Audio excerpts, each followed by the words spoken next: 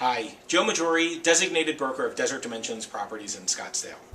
Today we're talking about agents, and very specifically, what are the circumstances under which it's okay to let go of a deal that is disintegrating?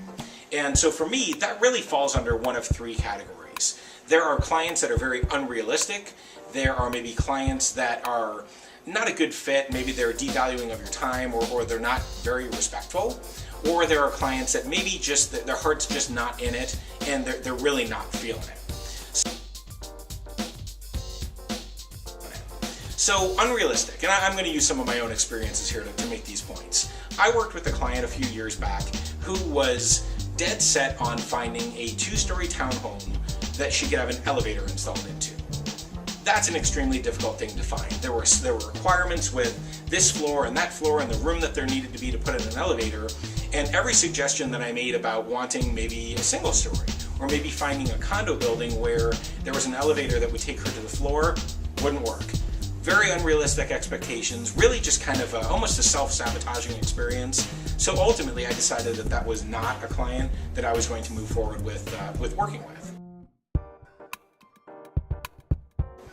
Now, the second one.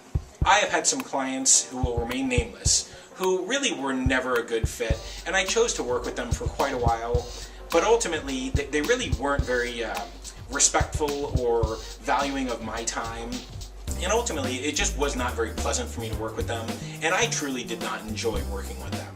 And I did it for a while, and ultimately I got to a point where I said, you know, this was a good break in the relationship where I said, I think it's going to be time for us to not work together anymore. And the day that I let that client go was really one of the better days. Everybody in the office kind of felt relieved that those clients had gone their separate way. And then the third is the client where their heart's not in it. Now, this one for me, it comes up every once in a while, specifically with listings, and very specifically with short sale listings. A short sale is something that really does require quite a bit of effort from a seller. So there are some situations that I've had where I've had to say to a seller, look, if you're not going to do this, if you're not willing to participate with paperwork and with showings for me to actually be very active in trying to get this home marketed and sold, then perhaps we need to cancel it, because ultimately it's not going to serve anybody's best interest if I can't show your home, or if once I've got an offer, I can't submit it because I'm still waiting on paperwork. Now, those are three kind of specific examples, but you know, I know as agents we try very hard to always be there for our clients and do the right thing, and we feel this responsibility. But at the end of the day, realtors are business people and we're independent business people.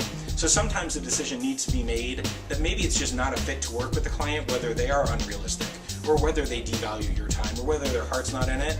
And sometimes it's okay to make that decision and kind of say, you know, we're going to all move on in our separate ways. I'm Joe Maggiore with Desert Dimensions Properties.